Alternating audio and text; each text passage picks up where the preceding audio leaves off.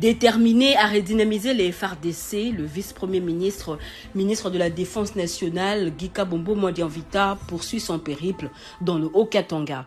Ce dimanche 20 octobre, le patron de la Défense nationale s'est entretenu avec le commandement 2e zone de défense et la 22e région militaire.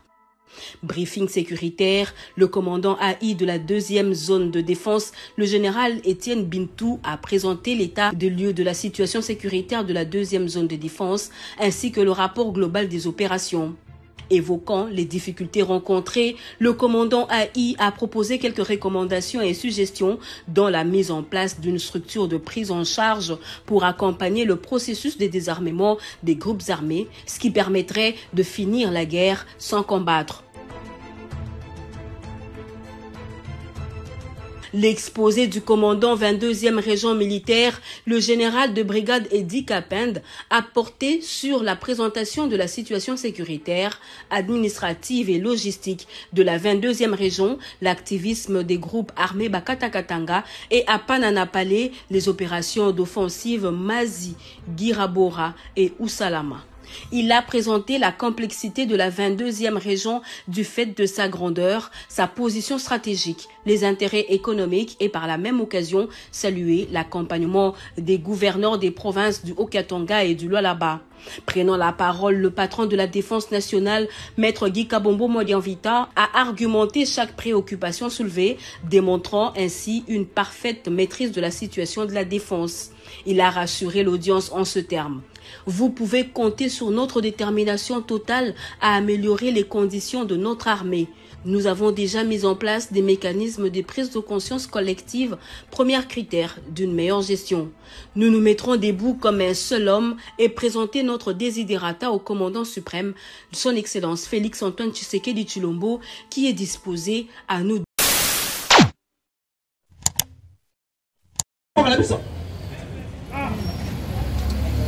Article 217, ça encore c'est la bêtise. La République démocratique du Congo peut conclure des traités ou des accords d'association ou des communautés comportant un abandon partiel des souverainetés. C'est dit noir sur blanc. Aux autres dit qu'abandon partiel de la souveraineté. Mais ici on n'a pas parlé de pourcentage. Malobite va dire abandon partiel. Mais il n'y a pas que 80%, il y a partiel. 90%, il y a partiel. Mais une partie à souveraineté ticam. Donc, personne n'a pas conduit. Basta ne va l'unir.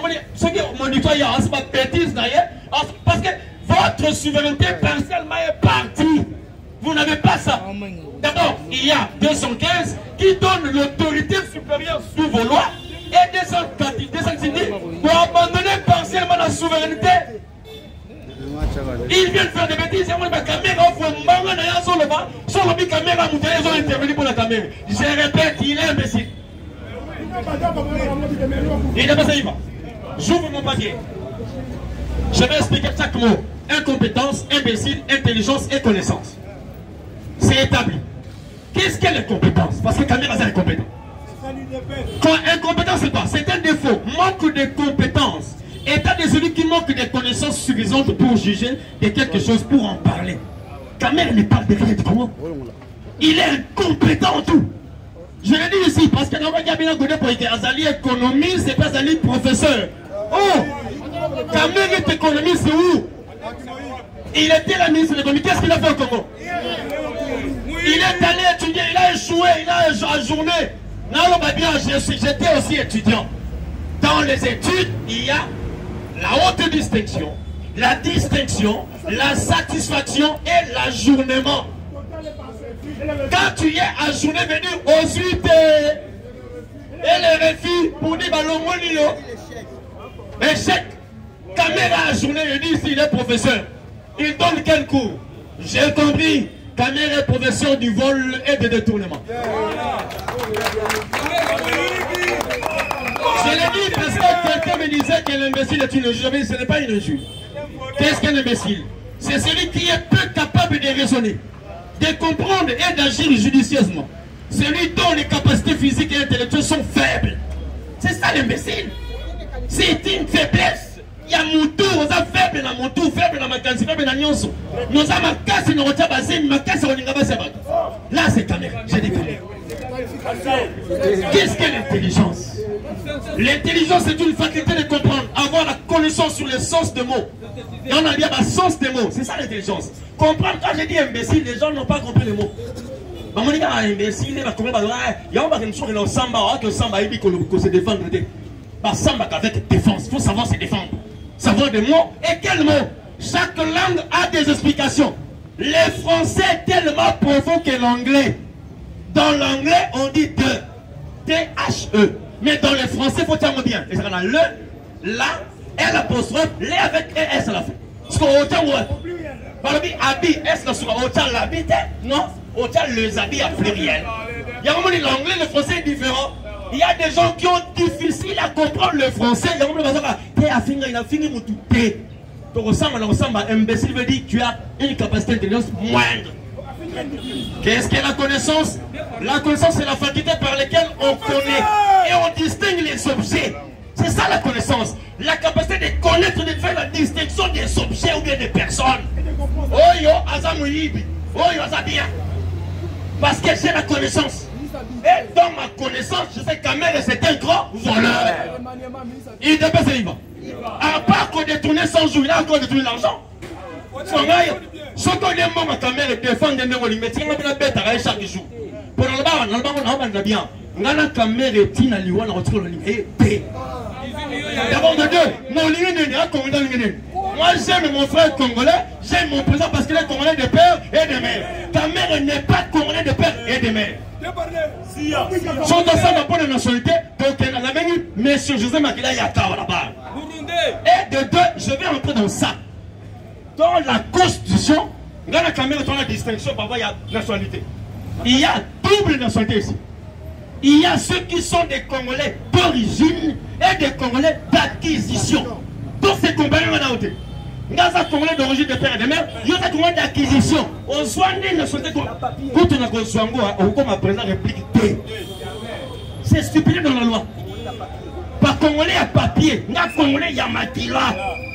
Papa na maman n'a pas koko n'a pas ça Congolais. Mais yo, oyande koya. Yango na qui met bolobi na biso, na ba ki na oyana oloba. Oh, baké na France. Moi, je suis mon président, comme on a eu Janine Mabunda. Yo. Non, je bien yo. Yo, ceux qui ont pétion nationalité. Yo, ceux qui n'ont pas de compte. Non, on va bien. Ceux qui Janine Mabunda n'ont pas de compte. Soit, je vais faire un coup et ça va regrettable. Janine Mabunda, c'est une fille ramassée par mon père. Azali putain de guerre. À l'époque, le feu général Maël avec la guerre, ils l'ont ramassé, une fille ramassée. Mais bon, on a même combo. Avant comme nous autres, Mabunda Lioko. Lioko, c'est le poste nom du vieux. Le vieux s'appelle Maël Bokungu Lioko. Non, on va bien. Yo. On s'en demande jamais. Et puis on n'a pas payé un bouza. Moi, ça bouza les gars, on dit que on bouza les gars. Mais on t'envoie les gars, je sais pas, plateau de Batéké. C'est quoi? Moi, ça bouza sur les gars, quand on m'a appelé les là. Et ça boum, boum, on s'en oui. Mais yo, on ne sait pas, aux Angungi, aux Angines. Avec le plateau, je vais parler des choses. Je ne peux pas accepter que cette fille cache la mémoire de mon père. Oui, un fils reste toujours fils. Ton père, quel qu'il soit ses défauts, il est ton père. Que tu le veuilles ou pas, tu étais en lui. C'est lui ton géniteur. Parce que c'est lui qui avait la sémence. La maman n'était que la porteuse à sémence. La mère n'est que porteuse, mais le père a la sémence. Alors il faut craindre celui qui a la sémence. Sans la sémence, yon al tonga du matin. Parce que moi, le côté de miaba, moi, na papa nanga, papa abotanga. Yo, tu dingue, keba. On s'en tient comme bougie. Non, beaucoup côte. Keba. Et puis, il y en a Félix. Tu n'es pas la mienne. Je suis ça, faut t'aider. Ça va loup. Pour dire, le président Félix, c'est un papa, Lélo. Non, le va dire. Le président Félix aujourd'hui, il est incomparable. Je vous dis, il est incomparable. Niveau Félix Salongo, ne comparez pas à quelqu'un. Félix, hormis la mission, c'est un serviteur de Dieu. Vous voulez que je vous prouve cela? La Bible dit, je m'attelle ici. Un jour, Dieu cherchait à faire du mal sur la terre. L'histoire d'Akab et Jonathan. Dieu cherchait à dire, parce que Dieu lui-même ne ment jamais. En lui, il n'y a pas de mensonge. Le diable vient se présenter et dit, viens, envoie-moi. Autant la histoire biblique, je vais aller mettre le mensonge dans la bouche de tous ces prophètes. Et je leur dirai que quand il ira, il va gagner la guerre. Alors que c'était le mensonge. Dieu a dit, comme tu es le père du mensonge, va. Et il est allé. Oui, mais on y a qu'à là-bas. Mais mes prophètes m'ont dit cela. Mais il y a quelqu'un qui ne veut pas dire cela, c'est Michel. Michel lui avait dit, je te dis, quand tu iras, tu mourras. Oh, je vais dire à tous les caméristes, votre caméra, Vital Caméra, vous êtes ces prophètes. Oui, mais moi je vous dis, il mourra. Caméra mourra. Caméra mourra dans ces pays. Il sera humilié ici. Et moi, je lui toucherai dans le pantalon. Vital au Moninga. Non, il y a aussi mon pantalon. Non, tout le monde. Je suis sûr.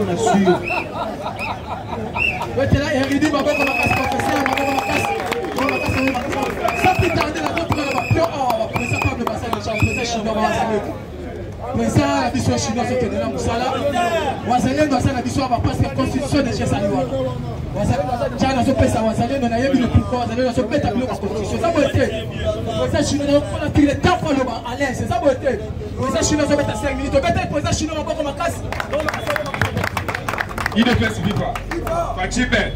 Fachibe. Bomba. La minute cordon où il y a bisognon surtout il y a parlementaire debout. Comment on a comment il va cabal presque il va te belé. Bachi c'est mwamba. Bachi basala simanyo surtout na babi. Donc tozo ben na bino matoi. Donc tina présidence kuna na vayebi cordon. Vayebi cordon. Oya komeka kokuta na biso basala na tsana. Deuxième volume. Tu es comme moi dans les na Rwanda. James Kabaré avec Koloba qui est retrait. Il y a M23 na Kati, il y a sous-sol congolais. Déjà Babimi. Mais ok, ça dit déjà faux. James Kabaré avec Koloba du Soussou. Ah, on a Kati à Congo. M23 va Rwanda Bazate. Donc il y a nous sommes le coup de la barre. Le coup de la barre. Ils sont congolais. Tozana sima ya mokonzi yambo. Tozana sima mokonzi yambo. Tomoni M23 za na kati ya sous-sol congolais. Tina kati ya Kinshasa bazalewa. Donc les congolais fungola mi. Avant d'attendre. Ça le bini na wana mona sana kanda makafi na bini. IDPS FIFA. IDPS FIFA. Ah Fachibe. Omoni Kriko sali vidéo lobi wana. Kriko sali vidéo wana. Kriko wana. Est-ce que bazaba parlementaire de vous? Est-ce que les lois bazaba parlementaire de vous? Nous parlons pas de parlementaires de vous passifs. Nous parlons de parlementaires de vous actifs. Donc par contre, qui bazaba coordination, yo kana IDPS FIFA. Naï naza mukoma mais s'agissant comme mungana comme muluba. Jour na komona bango na parlement oyo. La nouvelle génération parce que nous sommes escalier.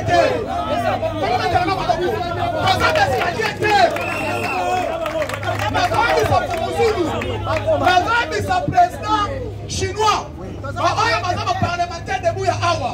On vous utilise pas comme les brouettes. Les manimers président la qui sont ministère Moko. Mandataire entreprise Moko. On a mis ça à Josan comme Bété la Maboko. Est-ce que le long moment au président was disant ancien président Gustave vient dans le président Neville, au président Gisek. On commande déjà mandataire dans Onatra. Ça va vous faire de Onatra. Le parlement il y a de nouveaux riches. Biso basi kabiso na kibobola na biso. Bosunola ki biso, basi kabiso chef de l'État ayamba biso. tokani base lelo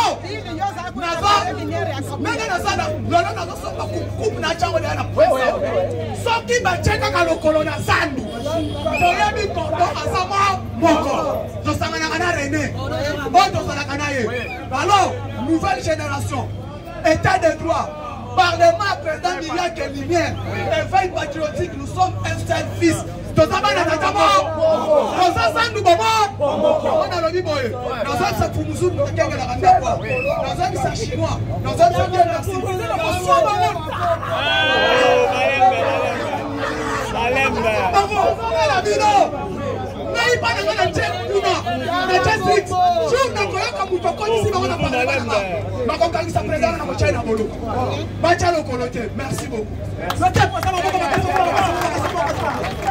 UDPS vivant. UDPS vivant. Bandeko toyokana. Bayebaka mutu malamu ereloko ezana no moke. Toyebi biso nyonso erzozo nyokama obutu moyi. Batwana bakoma ba patron. Biso tolomukaka 4 toyo telema tolobi. Lelor bayoki ke eloko ezoya pona ba parlementaire. Bandeko mutu azala nune eloko te. Aza capable ya kokabelo ata 1000 francs. Mais soki akomi nango akoyeba yo parlementaire otelemite. Mais batwana bazalaki biso er tobandi musala oyo. Soki tozana bango ke ombongo yango ebimi bakoyebisa bino boza bana mike boloko. Mais bana mike nazala mwasi na bana na ndako. Bango bazwi bango bamususu bazobenga bana mwana mukana. Bazomene vi ata oyo ozomenete. Mais batwana bazwa bambongo basomba bamapango bakomi bien. Lelo bayoki ke eloko ezoya baye kotelema basali bloc po baya kodistra. Biso tolokomona bango wana zandu te. Soki tomona bango na zandu tokocha bango lumbe. Tozana coordonnateur moko komona René Chasuma. Tozana coordonnateur moko ya ba parlementaire ya Congo Mobimba. Eza René Chasuma. Ezalaka parlementaire azana problème, René aza chômeur mais ayedaka ye. Mais bango bazwaka bayebisaka biso boza bana mike. Boza mikolo te biso toza ba responsable. Bande bozo bakomi na zando bakokutana na biso. Merci. Il est plus vivant. Nous avons complété la coordination il y a pas parlementaire. Les hommes Sabino Boye. Olanda on a expliqué. Bato bomoni bazowe là déjà qui cordon pour président ba yoki déjà que Mangelingete là. Ba ouais là-bas sa place. Président ici à Yamba Bango. Bakutana na président. Bazonga la simana bango président tikala ko regretter. Alors je regrette beaucoup. La soya Yamba tunanga ya UDPS ata moko azoye la projet azate. Ce qui va comme kuna kaka Fatime tout molo. Président c'est là quelque chose on a compris que ça na ngo eloko pour la projet azate. Yango wana tozoye bisabango boye. Et si basali déjà tana bango. Bakoma ba parlementaire patron. Bakoma ba parlementaire ya bureau. Biso to tikala parlementaire debout. Bato baza au four au moulin na combat ezali biso. Alors basa la ma sécurité cette fois-ci. Oye koya. Et comme une blague. Tout ça la cordon la biso René. Ye assiste à la biso. Ata osaka moko sutukatine yo mo eloko. Et ça déjà important.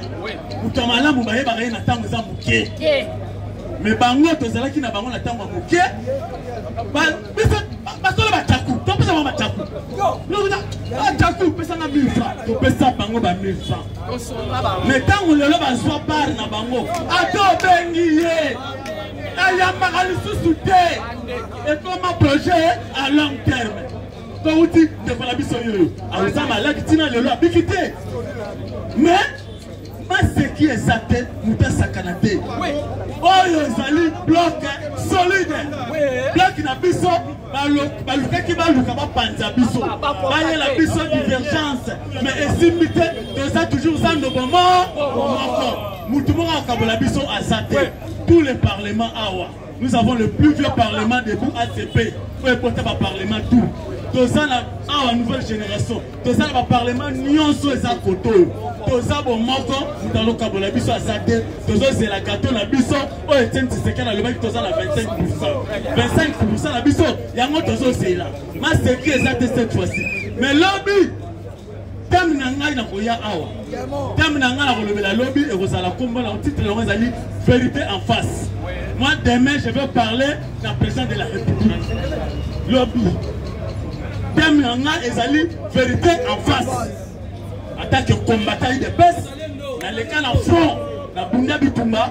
Merci beaucoup. La soutien na président. IDPS vivant. IDPS vivant.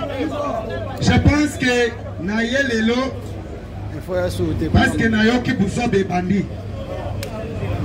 Toye bandi na IDPS oyo, toye bandi. Biso ba oyo, to banda IDPS to kota ba kasho. Ne vile atikala kota ta kasho moko o. Le tumba atikala kota ta kasho te. Aventure na bango, oyo bakendeki kolia mbongo $250,000. Il y a un parlementaire debout et pas un chef de l'État. Na bateme Yokiste Kabouya. Oya kosa biso na kati ya fikini. Que non na kome mabato. Dit c'est pas chef de l'État. Dit lelo ba parlementaire debout, ba mono chef de l'État pendant 5 ans. 6e année ya. Yango tozoye bisa Lutumba, Niville, Ilunga. Pile Mayobo, Yoku tozalaka de parlementaire député, ozalaka kaboshe ya oza moto ya ane. Obandaki kobomisa biso trop. Tika makambo etali yote. Sala na sima Yokiseka. Boza na sima ya Kabuya, boza sima ba parlementaire te.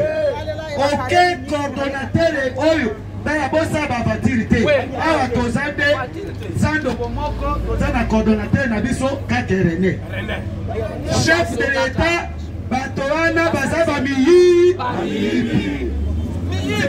voler c'est de tourner bato ya baye sacrifier de IDPS bangwana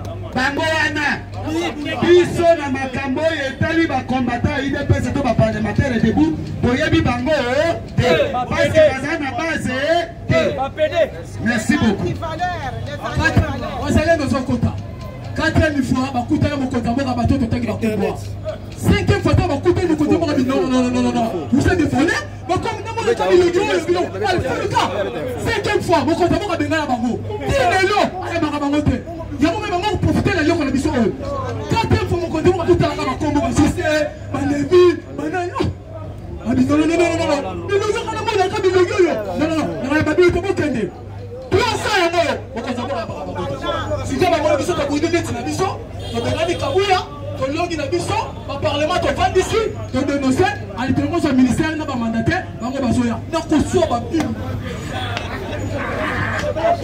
so bilu ba bilu moi c'est dans ce quota to beta moi c'est le bango makasi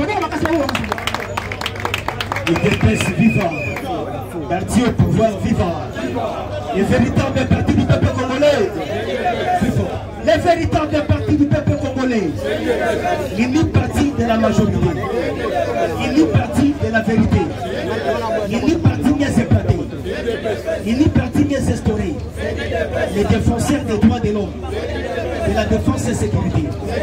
Fachibert, bonjour à tous. Depuis que l'IDPS est au pouvoir, ce qui base, la base est choisie. Tu es bien que départ à Mouton et vous avez son temps, mais accueilli, et ça dévoile. IDPS est vivant.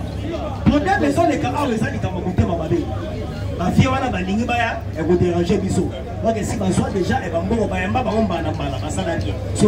déranger Bissot.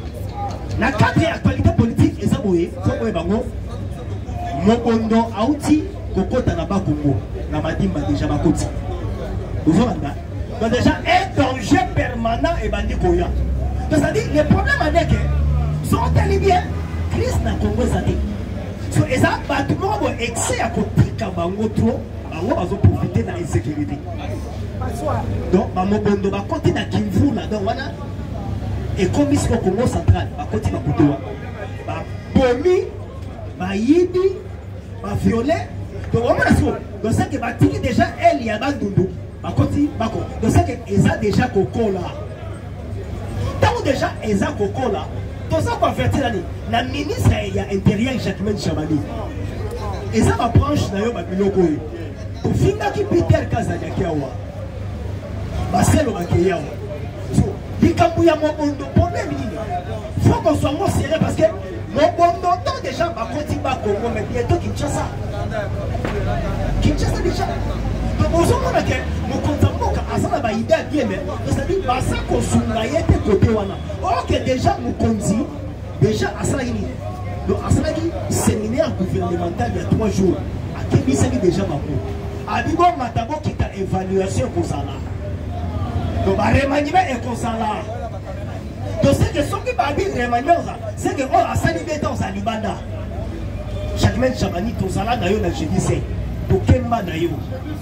Donc, j'ai dit ça et puis, na yo na biso na opposition, tozaka na slogan moko boka slogan go.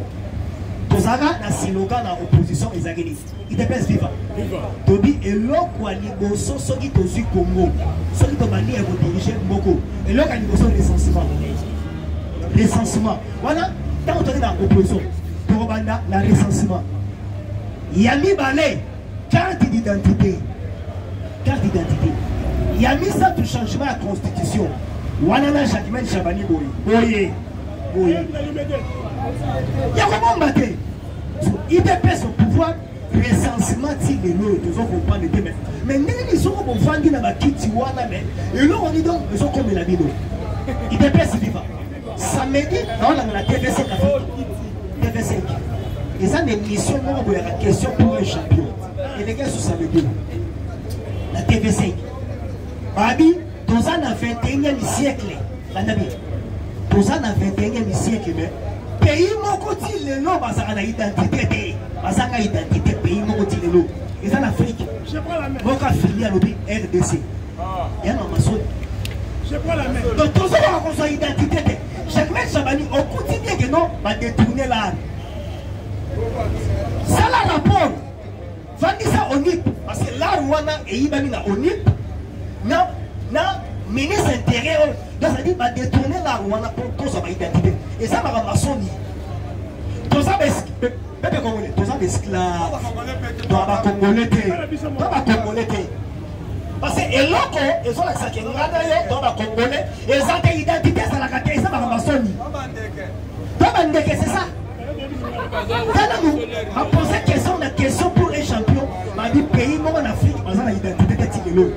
La 21e siècle, c'est la RDC. Donc il y a moi, on fait l'infiltration et chaque jour des jeunes à côté de sa cabane. Donc, bah dis encore tout le temps, et ça va proche, il y a intérieur. C'est-à-dire, des jeunes, il faut qu'on l'a tout, parce que chaque jour, les Nigériens, les Okota, les Arabes, les Libanais, les Soya, les Indiens, les Soya, il faut qu'on l'a mandé dans le Chourouana. C'est-à-dire, des jeunes à son bon parce que quand tu as des amis, tu as la Congo à l'étranger. Il y a un message des amis. Tu as lancé message de maman à Kassia, Bandou. Les amis, à sa ministre des Affaires foncières. À gagner des gens bateaux, à hectare à Mabélé. L'étranger. C'est-à-dire, à Tchaki Sakom Biwana, à Konifas Takame, la Kagame. C'est-à-dire, l'étranger va son hectare. Il y a un faut qu'on casse ma caméra, on son hectare. Pour moi, il y a hectare. C'est-à-dire, étranger à quoi qu'il soit, on son ni hectare. Parce que hectare déjà, nous sommes du pays. Pays déjà. Pas de danger. Danger, ils sont congolais, ça n'a identité. Le DG, ils sont là. Le DG, ils sont comme ça, palestinien. Les Libanais, Bendier, Bandigé. Donc, DG, Mazon, il y a un parce que faut qu'on ait la DG, Mora, Mobimba. Ils ont la branche à ministère intérieur. Vous voyez, voilà. À Betty, à promettre que tu en compte de Kassangoulou. Ils ont un danger. Ok, déjà Kassangoulou, Kinshasa. Alors, donc ça va déjà l'enfant. L'enfant est qu'elle est déjà la militaire. Et qu'elle est. Parce que François Batola Bazoya, Baza financé quelque part. Baza monnaie Kabila. Baza la Bajana et Awa. Baza fait à Batouana en ce moment. Mongo et Zapenda Goya. Donc, autant la danger, tout ça l'amour. Identité sacrée, si c'est quoi, on est à le barrel au hôtel. Mais intérieurs, j'arrive chez Bagno au côté, vous voyez. Un danger. Ok, vous voyez, si on faut aider chef de l'État, la passion. Pas ça non. Sans aussi constitution. Constitution, ils ont un article, Moko et Zoloba. Voilà, David. Constitution, ils ont un article, Moko et Zoloba. Au Konzamo, Kabé, Azana doit changer la constitution. Papa, attends, Dala, sans aga, la téléphone, à bon à ce moment. Et ça, autre question, qu'on soit ma livre, sans aga, la téléphone, bêta dans Google. Quand à Google, comment la constitution de la RDC, et Bimanawa. A Tony Patrick Mouyaya, à ça, il y a un point de presse. J'ai dit où m'écrire.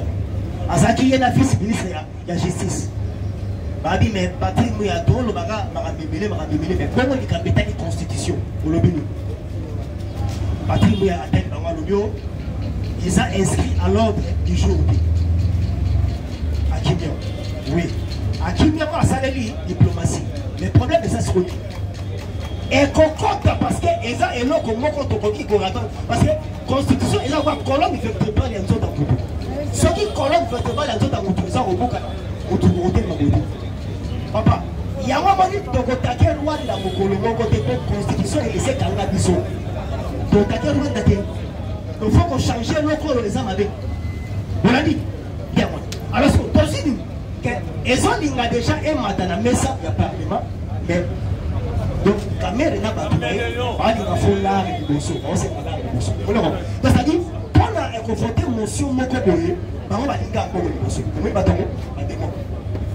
Il y a un Ozomona. Donc, on peut être dessous du Parlement. Parce que le Sénégal a dirigé Sénégal sans Parlement. En tout cas, il faut s'attendre. Là, je suis à l'OEP Naoya, on va continuer. Piste 243, 97, 20, 44, 237. Piste 243, 97. 20, 44 et 237. Merci. Bon, à demain, soyez matinal.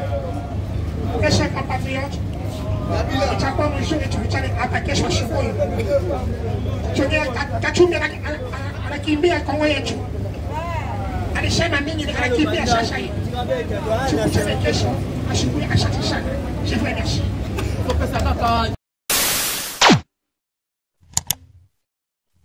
Africa cool, et après cool, Africa cool, après cool, le quoi cool matopi. Après toujours,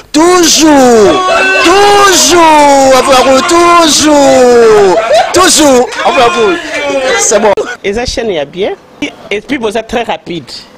Et ça très rapide, et ça chaîne mon co, bah quoi ça a bien confiance. En tout cas, nazo senga na bato oyo nanu ba souscrire te bazwa. Donc, eza vraiment neti oyo balobakaki buka lelo, lamba lelo, lia lelo. Vous voulez le Congo?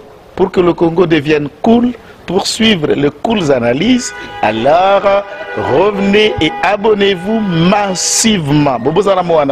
Massivement. Alors, beaucoup de gens ils pensent que l'Afrique cool donne l'information en temps réel. Mais je ne crois pas cela. C'est-à-dire l'Afrique cool donne l'information en temps réel et en temps chirurgical. Si tu ne suis pas, tu as la crise cardiaque. Qu'est-ce que tu penses de l'Afrique cool? C'est pépélé. Africa Cool, c'est la destination de prédilection pour une communication optimale. Africa Cool Télévision est une chaîne qui est en train de réunir toutes les tendances.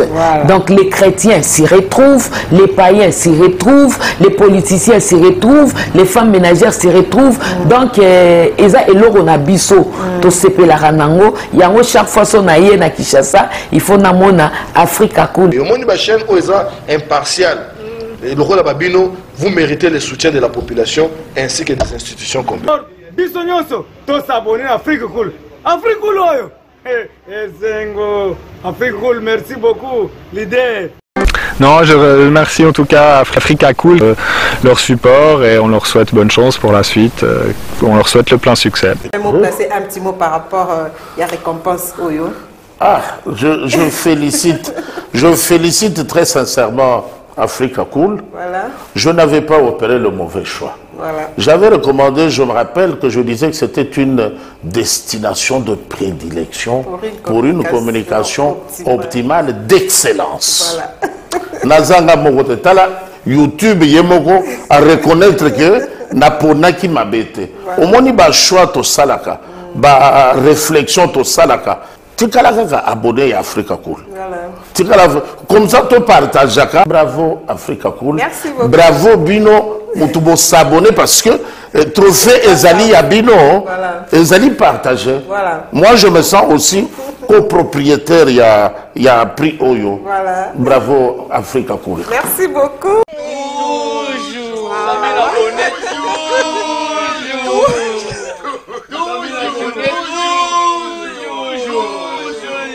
Voilà.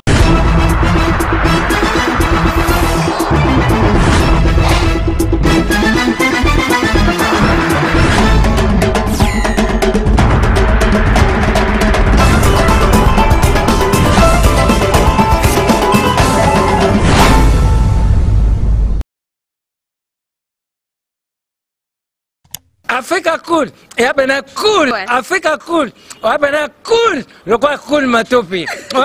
Après toujours,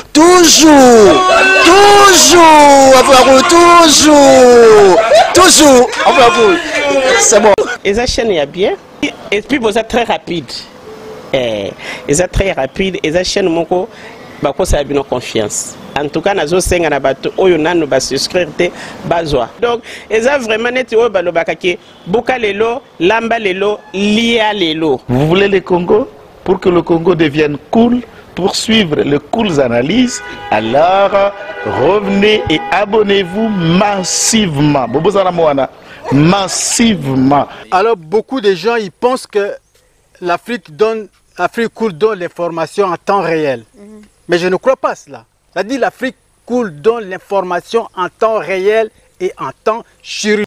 Africa Cool, et abena cool, Africa Cool, abena cool, le quoi cool matopi. Après toujours,